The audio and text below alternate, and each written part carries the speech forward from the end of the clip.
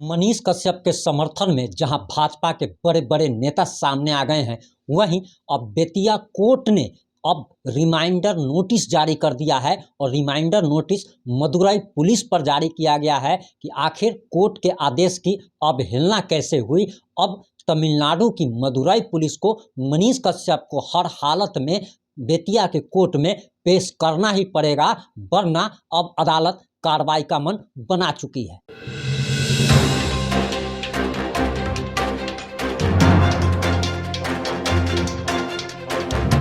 नमस्कार, मैं प्रिंस कुमार सिंह और आप देख रहे हैं पॉजिटिव इंडिया। दरअसल कल रात में हमने एक वीडियो अपलोड की थी जिसमें आपने प्रधानमंत्री नरेंद्र मोदी को सुना होगा, जिसमें उन्होंने सारे के सारे चोर लिटोरों को जेल भेजने की गारंटी दी थी। वहीं बेतिया के कोर्ट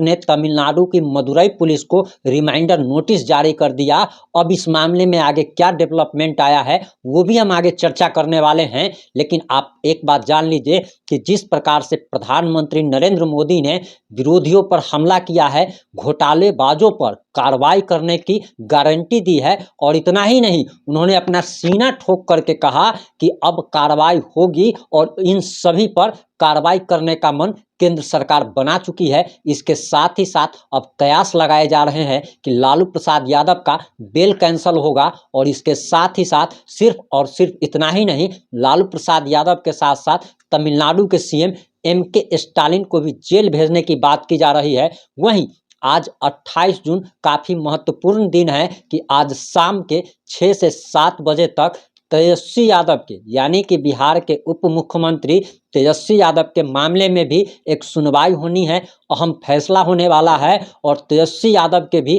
कैरियर फ्यूचर पे आज एक बड़ा प्रश्न चिन्ह जो लगा हुआ है, उस पर से पर्दा हट जाएगा कि आखिर तेजस्वी यादव का आने वाला भविष्य जेल में कटेगा या फिर बाहर वो लैस लेंगे। वहीं आपको बताते चले कि मनीष कश्यप के मामले में भी अब नया डेवलपमेंट सामने आया है, और जैसा कि आशंका जताई जा रही थी, ठीक उसी प्रकार का काम हुआ है और बेतिया कोर्ट काफ़ी नाराज है। मुख्य न्यायिक दंडाधिकारी तमिलनाडु के मदुरई पुलिस के व्यवहार से नाराज चल रहे हैं कि आखिर उनके आदेश पर तामील क्यों नहीं हुआ, और इससे बेतिया कोर्ट ने नाराज होकर के, मुख्य न्यायिक दंडाधिकारी ने नाराज होकर के अब तमिलनाडु की मदुरई पुलिस को अब रिमाइंडर नोटिस जारी कर दिया है।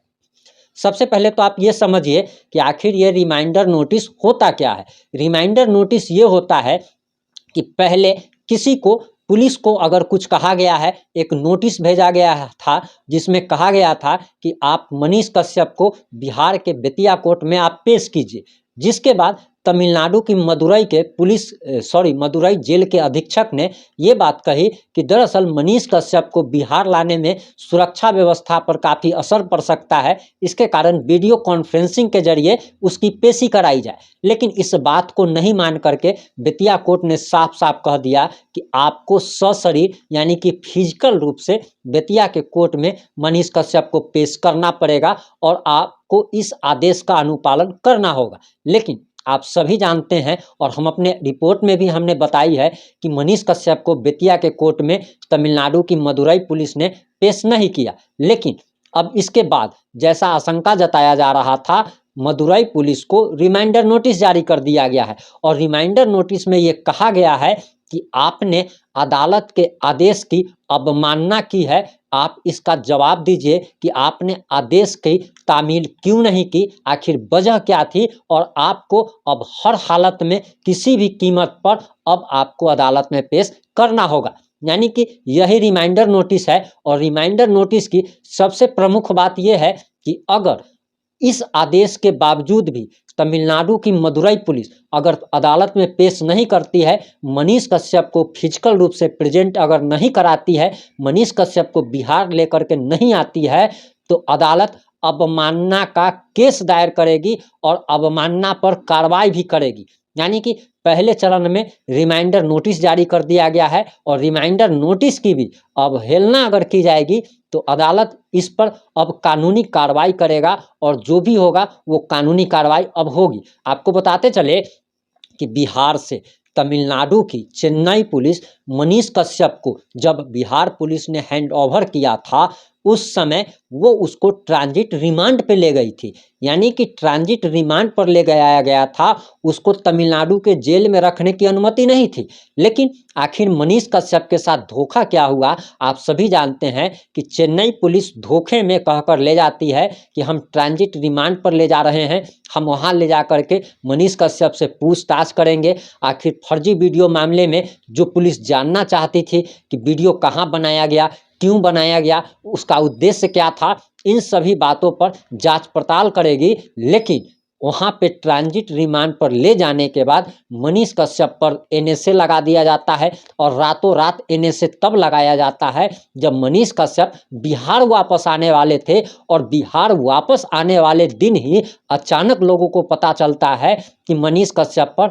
एनएसए लगा दिया गया है। उसके बाद उनके समर्थक और पूरी दुनिया आश्चर्यचकित रह जाती है कि आखिर एक फौजी के बेटे पर राष्ट्रीय सुरक्षा कानून कैसे लगा दिया गया, देशद्रोही कैसे साबित कर दिया गया। आप सभी जानते हैं कि ट्रांजिट रिमांड पर इसलिए ले जाया गया था, और तमिलनाडु की पुलिस का कहना था कि फर्जी वीडियो वायरल होने के बाद वहां के उद्योग धंधे पर असर पड़ा है, और बिहारी मजदूर पलायन कर चुके हैं,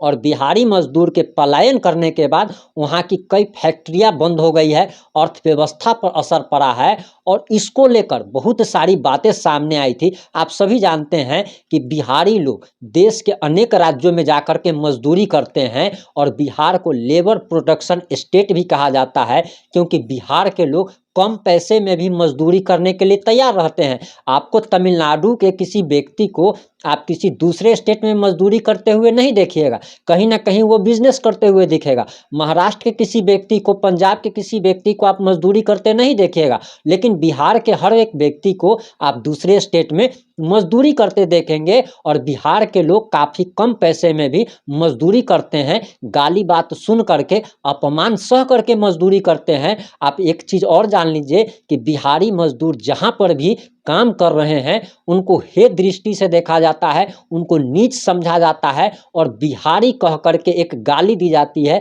आज बिहारी शब्द एक गाली बन गया है, तो इसके पीछे अगर सबसे बड़ा अगर कोई जिम्मेदार है तो 33 सालों से नीतीश कुमार और लालू प्रसाद यादव ने, जिसने बिहार में शासन किया और बिहार को लेबर प्रोडक्शन स्टेट बनने पर मजबूर कर दिया। बिहार के लोगों को हर एक राज्य में मजदूर प्रोडक्शन मतलब बना दिया गया, मजदूर सप्लाई करने वाले। अगर सबसे बड़ा मजदूर सप्लायर अगर दुनिया में अगर कोई है तो सबसे पहला नाम लालू प्रसाद यादव जी का आता है, दूसरा नाम नीतीश कुमार जी का आता है, और यही दोनों लेबर सप्लायर है। वहीं अब मनीष कश्यप के मामले में सबसे बड़ा अपडेट ये है कि रिमाइंडर नोटिस जारी होने के बाद अब तमिलनाडु पुलिस की मजबूरी बन गई है, अन्यथा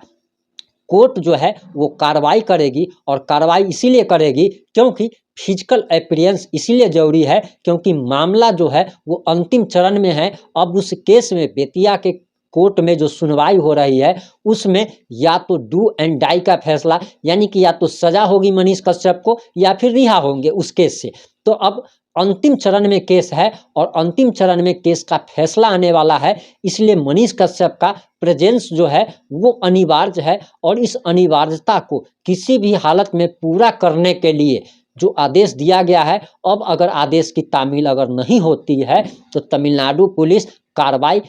अब होगी तमिलनाडु पुलिस पर, और बेतिया के मुख्य न्यायिक दंडाधिकारी ने जैसा कहा है उस अनुसार अब कार्रवाई होना तय माना जा रहा है। हालांकि आप इस मुद्दे पर क्या सोचते हैं, आपकी क्या राय है, आप अपने अनमोल विचार कमेंट बॉक्स में जरूर दें। जुड़े रहें हमारे साथ। जय हिंद, जय भारत, जय जय बिहार।